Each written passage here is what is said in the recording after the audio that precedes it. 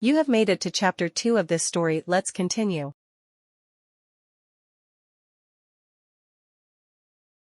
Welcome to this episode, where Blackhead extraction just got a lot more satisfying to watch with soothing music and our wonderful story time. As we parted ways, I couldn't help but blush at his sweet words. Our faces were mere inches apart, and I knew in my heart that this was the moment I had been waiting for, the moment when our lips would finally meet in a passionate embrace. And then, out of nowhere, something dreadful occurred. Ugh, I can't believe this show is finally finished. Trudy, I was concerned for you. Tosh completely disregarded me and pulled Trudy into a prolonged embrace, followed by a kiss for an uncomfortably long time. I can't believe they had the nerve, the audacity, to kiss right in front of me. I was freaking livid. It was like reality had been obliterated into a gazillion fragments, and everything was topsy-turvy. I was so mad I could spit out nails. My veins were on fire and I wanted to blast lasers out of my eyes. Get the hell away from him, you witch. How dare you snatch my man, Trudy, right in front of my freaking face. What? Emma, are you serious? When did I ever claim to be your boyfriend? You're saying I implied it? That's outrageous. I mean, I think there's a connection between us, but to assume that I'm your boyfriend is just absurd. It's obvious that there's been some sort of mix-up, but I refuse to be caught in the middle of sisters drama. I can't even stand to be in the same room with either of you. Tosh, hold on a second. I pray that you two can resolve your issues, but I'm bidding you farewell for now. As Tosh made his exit, I spun around to face Trudy with a burning rage. Haven't you already taken enough from me? Did you really have to steal him too? She just stared at me with her mouth agape, as if I was the one who had committed a heinous crime. The tears flowed ceaselessly that night and I shunned Trudy's company for months on end. By some stroke of luck, my passion for singing and songwriting consumed me so entirely that I had no room left in my mind to ruminate on Trudy's treachery. Instead, I channeled my fury and pain into my lyrics, pouring my heart and soul into every word. My debut album was a resounding success, skyrocketing to the top of the charts in no time. Suddenly, I was a household name, my face plastered on billboards, and strangers clamoring for my signature wherever I went. At the young age of 16, I achieved global recognition and financial success beyond my parents' wildest dreams. My vlog on social media garnered millions of followers in an instant, solidifying my status as a world-renowned influencer. Despite my parents' attempts to dissuade me, I fearlessly pursued my dreams and moved out on my own. Their doubts about my abilities were proven wrong, as I continued to thrive and exceed expectations.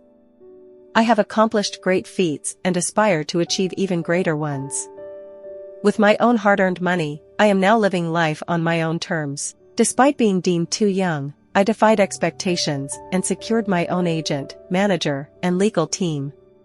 Through their guidance, I successfully obtained legal emancipation, purchased my own home, and fulfilled my lifelong dream of owning a magnificent horse. I successfully financed my own equestrian lessons and even showcased my riding skills during several live concerts. As a result of my hard work and dedication, I was able to return to my hometown for my latest concert tour. Following a successful opening night performance, I exited the venue through the back entrance and stumbled upon a distraught girl in the alleyway. To my surprise, it was Trudy. I approached her and asked what was wrong, to which she responded with shock and disbelief at our unexpected encounter. It's quite unfortunate that you ended up running into me at my concert. I don't understand why you're crying, not that it matters to me. I was only curious. I attended the concert because I wanted to witness your performance, but seeing you up on stage, living out your dreams, only made me feel a bit melancholic. Ugh, can you believe it? Mom and Dad are forcing me to go back on the stupid rodeo circuit, Trudy grumbled. I can't believe how selfish and entitled she is. She always gets everything she wants, even the things I want, and now she's whining about this? I fumed. I had to give up my dream because of her, and now she's acting like it's the end of the world. Emma rolled her eyes. And to top it off, I never even wanted to ride horses in the first place. How could you forget that I wanted to play with makeup and design dresses instead? Oh please, Mom and Dad made me take those lessons so I could set a good example for you. I know you think that their constant attention and all those awards were great, but it was suffocating for me. My medals and trophies mean absolutely nothing to me. I just wish I could have a moment to myself, like you do in the stables. I envy your freedom, Emma, please, can't we switch places for just one day? Please, I beg of you, hear me out. I understand now that maybe I was wrong to assume that Tosh was mine and mine alone. I had no idea that he was your boyfriend, and I don't think he did either.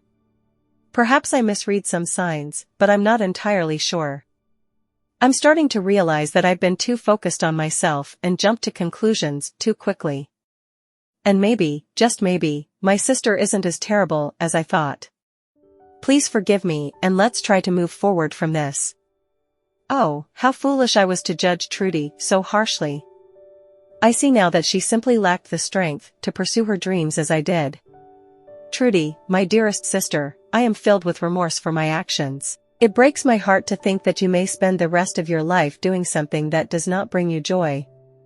You must stand up to our parents, and I will stand by your side.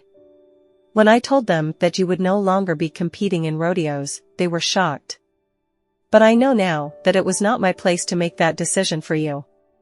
You were right to call me out. I was not being a good friend or sister. It is Trudy's decision, and our parents must learn to respect that. Ugh, seriously? You're going to keep crushing your kids' dreams and wonder why one already ran away from you? And now you're going to be all stubborn and drive Trudy away too? Are you kidding me? Finally, for once in my life, my parents were actually listening to me and didn't have anything to say. Like, come on, we all thought you were doing what was best for us, but clearly not. I'm so sorry, my dear child. You were always so petite and delicate, and I was absolutely petrified to let you venture into something as daring as horseback riding, especially when Trudy was such a natural at it. We foolishly believed that she would excel more in that field than in fashion. But now, I can clearly see that we were mistaken, and for that, we apologize from the bottom of our hearts. Please forgive us, my darling.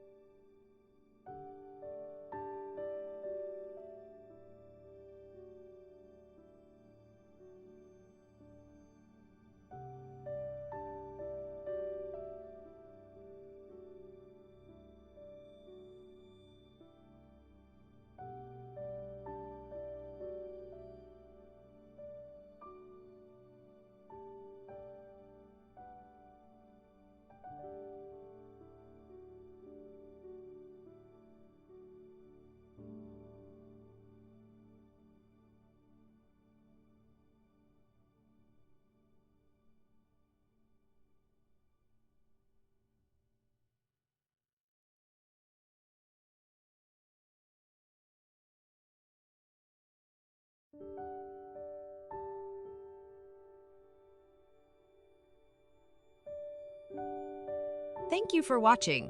Click the bell and subscribe for more contents like this. See you next time.